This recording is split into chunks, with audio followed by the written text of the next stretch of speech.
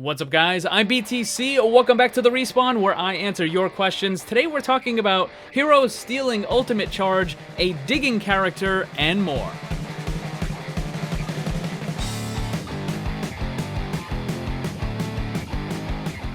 First question for the day, how can I get out of bronze as a flex main? I would strongly advise against you trying to be a flex player at that low of a rank. Chances are your mechanical skills need to be worked on and improved quite a bit. And if you're constantly changing the character that you're playing, then you're never really going to build up those strengths that you need to have. So I would really recommend picking one or two characters and only working on those until you get more proficient. And then once you hit gold, plat, you can start flexing a little bit more and changing into different characters. But you really need to focus on just a couple for right now. Why do you make very rarely counter strength videos?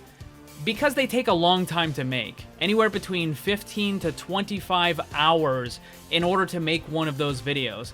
There's a lot of editing, a lot of stuff that I need to make for graphics, lots of recording, very specific little things that need to be done. It takes a long time to make those kinds of videos. Will we get new skins for the normal loot box? I think there's a pretty good chance. You're talking about the Blizzard World new skins that we got in the default loot box at the beginning of the year. I would fully expect them to announce another thing just like that this BlizzCon. Where is the bride? I thought she was going to appear on Junkenstein's Revenge. I did too. I'm really surprised they didn't add it. That seems to me like it would have been a really easy thing for them to do.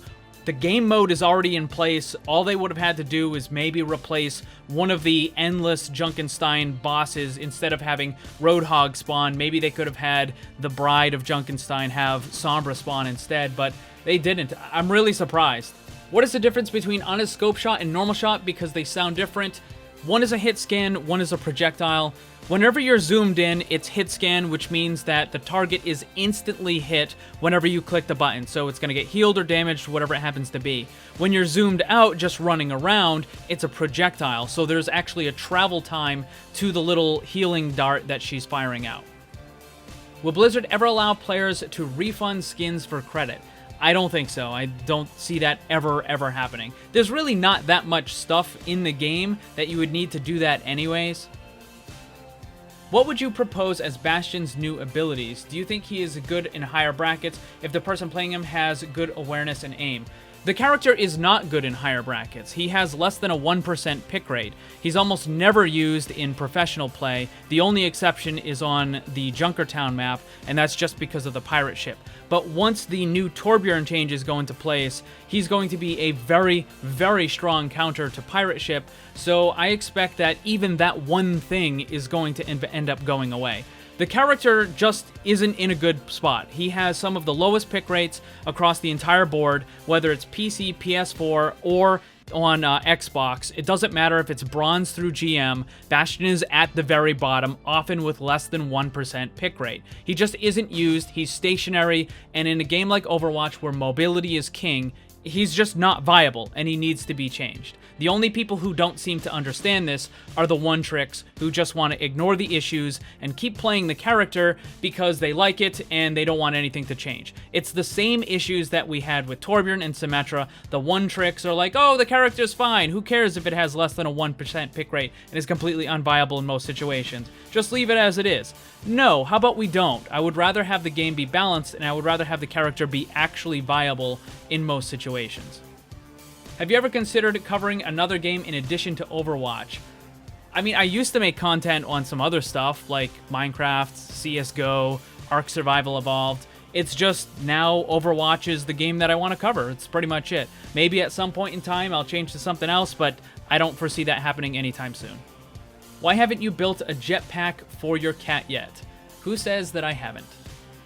Does nano boosting Torb affect the turret? No, damage boosting Torbjorn or Symmetra does not improve the damage of their turrets. Do you think Hammond needs a buff or a nerf? I say he needs a buff. Probably a little bit more damage, but not in the form of just increasing the base damage. I would improve his total number of ammo and just bump it up to like 100, and then I would say it's probably good. Do you think the lore is important to Overwatch? No, not in the slightest. What can I do when I explain someone that Roadhog is not a tank, Zen and Lucio is not enough healing for the team, and they still do what they want?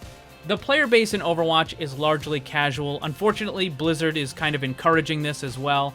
The classes for the different heroes, you have tank, damage, and support, and that's it. It's really generic. There's not much for a casual player or a new player to understand that, Lucio and Zenyatta are not going to heal as much as an Ana or a Moira is, and that Roadhog is not going to function as a tank the same way a Reinhardt is. I mean, you can try. If they're not going to listen, then just move on. Don't even bother. Can you survive D.Va's ultimate with Lucio's ult? Yes, but only if you're far enough away. D.Va's ultimate does have fall-off range, so the further away you are, the less damage you take, and if you're far enough away, that extra health that you get from Lucio can very well keep you alive. But overall, if you're standing right next to it, no, you're toast. When Torbjorn places lava directly in front of a barrier, will the lava pool go behind it? So the lava blob that you fire out will bounce off of the barrier, but once it hits the ground, the pool of lava will start to spread, and the barrier cannot block that little pool of lava from spreading. So if it lands directly in front of the barrier, it will actually spread behind it, so you can damage the Reinhardt or the Orisa or whoever happens to be behind it. What do you think of a digging character? The first thing I thought of was the Lurker from StarCraft. I don't think it would ever work. At least there's no way you could possibly go under the map and move around, because there's nothing rendered down there, right? Like, if you've actually ever looked at underneath the maps on Overwatch, or really any game for that matter, nothing of that stuff is rendered. So it would be really broken. It would add so much more stuff that Blizzard would have to do in order to make it render properly and this and that, and so that it looks good. So if they were to make a digging character, you would probably end up going into a similar mode that Doomfist has when he's in his ultimate. So it would kind of give you this view of the character, and it would show that, like, they're kind of underground, maybe there's some little digging animations or something like that, but you wouldn't actually see it from underground. You would see it from above, just like with Doomfist's ultimate. Now, is it possible? Yeah, I don't think it would really work, though, because there's just too much stuff in the game. Too many objects and walls and all that sort of stuff. So it would just be incredibly difficult. I don't think it would ever really work.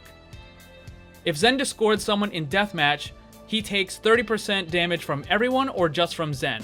The person you hit with discord will take bonus damage from everyone, because the damage the extra damage you're getting is applied to the character with the discord. It's not originating from the players who are dealing the damage. So it's everyone. How did you get your job at Blizzard, and how can I apply? Just send a pizza to Jeff Kaplan and you're in. Do you think there is going to be a trading system? For the same reason why I said no to the refunds for the character skins and stuff, I don't think this is ever going to happen. There's just not enough stuff, and I just don't see it happening. What about a hero that steals ultimate charge? This I don't think would ever happen either, because it would be way, way too frustrating. Particularly if someone just got their ultimate, right? And they're ready to use it, and then all of a sudden you steal some of that ult charge, whether it's like 10% or 20%, whatever it happens to be. I think it would be way, way too frustrating for the other player, and people already complain about crowd control effects and stuff like that. So if you could do this, no, you would never hear the end of it. I don't think it would ever work. Do you think that Mei is a troll pick? She certainly can be used as a troll pick, but believe it or not, Mei is actually a somewhat viable choice in some of the matches now. Because Doomfist and Hammond are so popular, a really good counter to those characters is Mei. So you can basically just lock down that Hammond, who normally would just get in, do his damage, and then get out, and he just keeps being annoying in the backline. With Mei, you can just freeze him, lock him down, and your team just destroys him. Same thing for Doomfist, although it's a little bit harder because he, spends a lot less time in that backline. Usually he gets in, tries to get that combo, and get out. But yeah, Mei can actually be viable, and I don't think she's always a troll pick, no. That's going to be all the questions for today. Thanks to everyone who submitted one. If you didn't get picked, there's always next week. Thanks for watching, and if you'd like to see more, subscribe and hit that bell so you don't miss anything. Also, come hang out in my Discord server and my Twitch live stream. Special thanks to my Patreon supporters. If you'd like to see what kind of cool VIP rewards you can get, check the links down below. And remember, always blame the controller, because it's never your fault.